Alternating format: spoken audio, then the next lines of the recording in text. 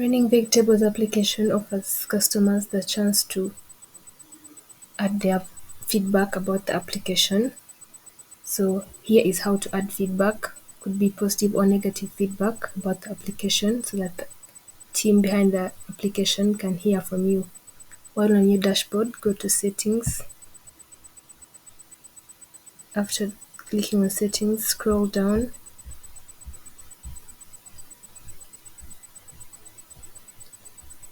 Tap here on feedback. They ask you to tell us what you think. We want to hear from you.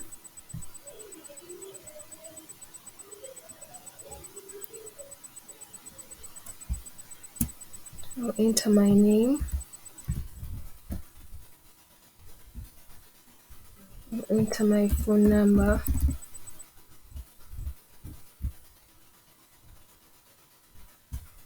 Ask for my email.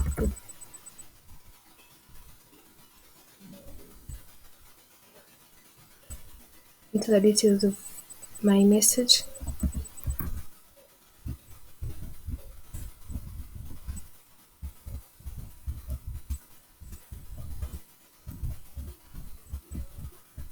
Then click on submit.